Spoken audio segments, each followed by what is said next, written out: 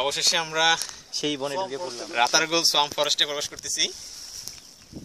অনেক দিনের শখ ছিল এখানে আসার, অবশেষে এখানে এসে পড়লাম। দীর্ঘ প্রতীক্ষার ফল, এটা হচ্ছে বাংলাদেশের একমাত্র সোয়াম্প ফরেস্ট, যা পৃথিবীর 20টি সোয়াম্প ফরেস্টের মধ্যে একটি।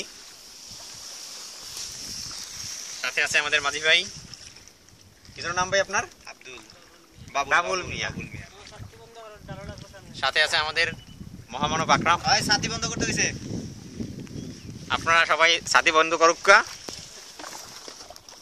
সেলফি পার্সনরা সেলফি তুলতে ব্যস্ত, এবং সবার সামনে আছে আমাদের বিশিষ্ট স্পন্সর, বিশিষ্ট বিজনেস ম্যাগনেট এমডি সবুজ। তিনি আমাদের জন্য আজকে সকালবেলা খুব ভালো একটা জিনিসের ব্যবস্থা করছেন, একটি ঝকঝকে তকতকে মাইক্রো।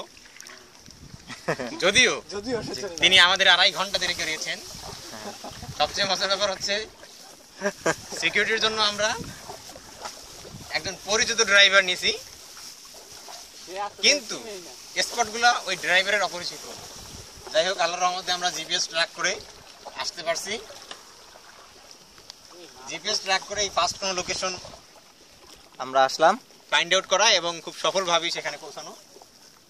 তো সব মিলে দারুণ একটি এক্সপিরিয়েন্স, অসাধারণ এক্সপিরিয়েন্স। নেভিন, if you want to say something please. হ্যাঁ, অবশ্যই। এখানে আসার জন্য অনেক দিনের প্রচেষ্টা ছিল আমাদের, সেই প্রচেষ্টা আজকে সফল হচ্ছে। এবং এর আগে বহুবার ওদেরকে আমি নীলগিরিতে নামাইছি, উঠাইছি, তবে গাড়িতে উঠাইতে পারি নাই। যাই হোক, আর সবুজের মাথার ইয়েটা স্কার্ফটা কিন্তু অসাধারণ লাগে। হ্যাঁ, ওটা হচ্ছে নবাব সিরাজউদ্দৌলার, হ্যাঁ সেই পুরাতন নবাব সিরাজউদ্দৌলা আলীবর্দী খানের কাছ থেকে যে মুকুটটি পেয়েছিলেন, সেই মুকুটের রেপ্লিকা। যাই হোক রেপ্লিকা। না, তোমাদেরও দেখাইতেছে কিছু কিছু, সবাইকে দেখাচ্ছে। হ্যাঁ সবাইকে দেখাচ্ছে। আমরা এখানে দেখতে পাচ্ছি আমরা একটা বনের মধ্যে আছি। বনের মধ্যে আছি বললে ভুল হবে, বলা যায় বনের উপরে আছি। উপরের চেয়ে একটু নিচে আছি, অর্থাৎ মাঝামাঝি আছি, কিংবা বলতে পারেন মাঝামাঝির চেয়ে আরেকটু উপরে, অর্থাৎ 60% উপরে আছি। এই উপরে থাকার কারণ আমাদের নিচে প্রচুর পরিমাণে পানি আছে। এই পানি না থাকলে হয়তো আমরা নিচ থেকে যাইতে পারতাম। যাই হোক, এটা আল্লাহর একটা রহমত যে গাছের 30 অলমোস্ট 60% আন্ডার ওয়াটার। একটি জীবন্ত প্রাণবন্ত একটি বন। মামা সাপ নাই কেন? এখানে প্রচুর সাপ আছে, এবং আমাদের যদি ভাগ্য সুপ্রসন্ন হয় তাহলে দুই একটা সাপের কামড় খেতে পারি। সাবধান। দুই একটা সাপের সংস্পর্শে মানে দুই একটা না, সংস্পর্শে আমরা চাই না, আমরা শুধু দর্শন স্পর্শে যেতে চাই। আপনার পাশে আইতো না, ওরা বুঝে পোলাপাইন আজকাল ভালো না, আসলে কিনে বলে যে ভাই আসেন সেলফি তুলি, সেই জন্য সে দূর থেকেই হাসি দেবে। যাই হোক, অনেক অনেক অনেক অনেক দুষ্টুমি করলাম, তবে সত্যি বলতে কল্পনাই করা যাচ্ছে না যে এখন কোথায় আছি।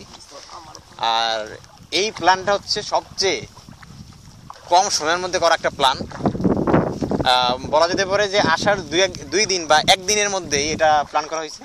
এবং গত 2 দিনে আমি খুব কম ঘুমিয়েছি, কারণ আমার অনেক কাজ ছিল, আমি ঘুমাই তো টাইম পেয়ে নেই। গতকাল রাত্রে আমরা একটা খুব নামি দামি একটা বাসে এসেছি, এবং উক্ত বাস আমাদেরকে বিভিন্নভাবে ঝাঁকুনি দিয়েছে, এবং প্রত্যেকটি অঙ্গ প্রত্যঙ্গ নাড়া খেয়েছে, মানে বিশালভাবে নাড়া খেয়েছে।